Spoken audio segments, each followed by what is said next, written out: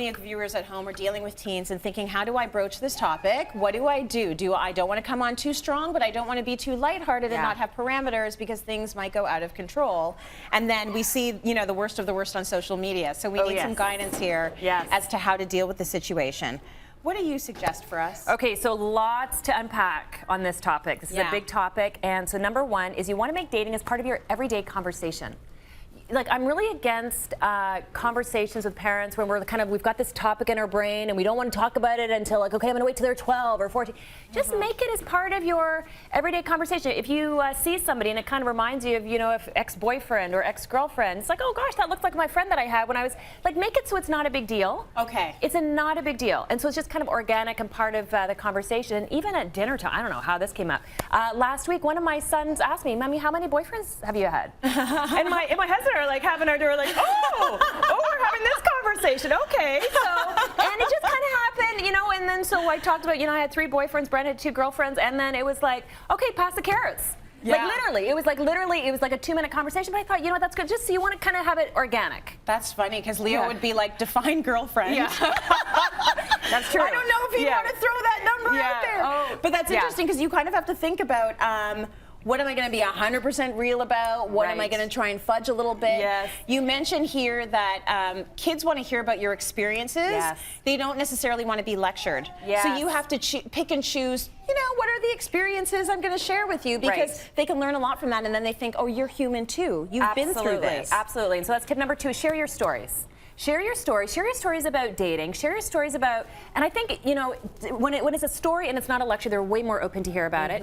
And also share about knowing what you know now as an adult, what would you have done differently? Do you think you dated too young? Or too old? Do you think you would wish that you had done more things as groups? Like, kind of like use your experience and kind of share your insight. And I think kids are much more open to hearing that versus kind of here's what you should do and do this and don't do that. You don't want to get into the shoulds and should nots. Do you tell them about your mistakes? Absolutely. Okay. Yeah, I would. Now, you might share some information when they're 14 and more information when they're 20. Yeah. I don't want you to unpack everything. So you do need to think ahead of time. What am I going to be okay to share at what age? So that when the conversation kind of naturally, kind of organically comes up, you're kind of prepared for it.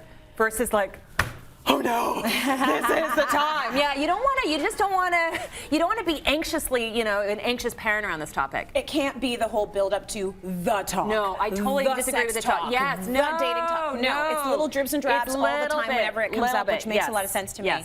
I want to talk about the whole dating scene because it doesn't look like the dating scene when I was dating. Yes. I wasn't doing the whole group thing. It wasn't a friends with benefits thing. It was like, I am with that guy and he is with me and this is it. So things have changed. Things have changed. So you need to define dating with your teen. So as a parent, how I would define dating would be very different than how a lot of young people actually define dating. So what's culturally different is that a lot of teens are not dating kind of like, do you want to go out with me on Friday night to a movie? It doesn't really happen kind of like that. I mean, a little bit maybe, but a lot of them are dating in groups, okay? And a lot of them, it's much more, it's not exclusive, and it's a lot more friends with benefits. And so what's tricky about it is that it's not so defined. You're not really dealing with kind of a black and white, like it's kind of a gray. It's like, are we together? Are we not together? Like, what am I doing? Like, so it's very confusing. So you want to really, and this is the part that parents at home might be like, oh my goodness, I'm so glad my kids are little, but it is good for you to know. That's kind of culturally with what's going on. And so you just want to really say, okay, here's how I define dating. How do you define dating? Right.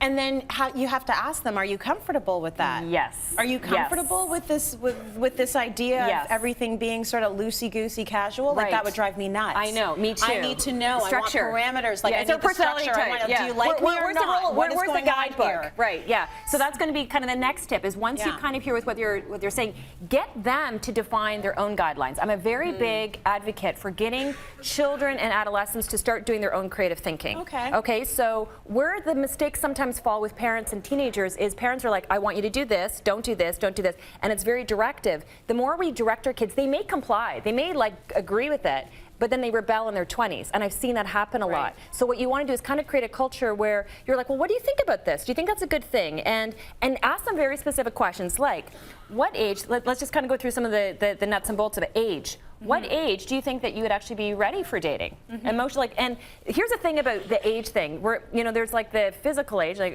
whatever, whether it's 15, 16, 17, whatever age you think. But then there's emotionally ready. Right. There are some 25-year-olds that are not emotionally ready to be dating. And there's some 15-year-olds that might be emotionally ready. So it's kind of a hard one to kind of gauge, but you want to ask your teens, like, what age do you think you'd be emotionally ready? Dating versus friendship, how do you actually really see those two things differently? Get them to actually define it. Exclusive, would you actually expect to be exclusive? Would you not expect it? Like, you want them to really, and a lot of times they'll be like, I don't know, I've never really thought it. I've never thought about it. And that's exactly what you want them to start doing, their own thinking. And intimacy, what are their own values around intimacy? Do they want to be dating or, exclusive for like a week or a month or 6 months? Like, and you get them to do their own thinking. And usually what will happen is they'll be like, I don't know.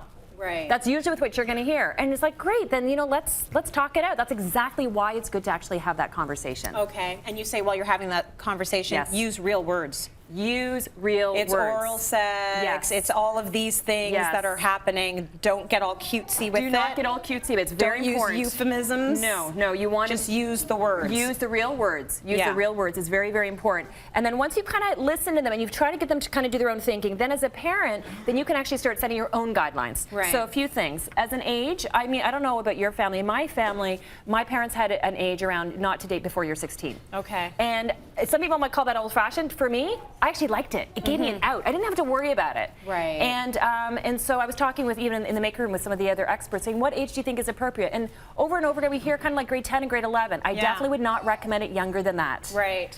I really wouldn't. And you can set as a boundary for that. You can also make a boundary around meeting the person before they actually kind of go out.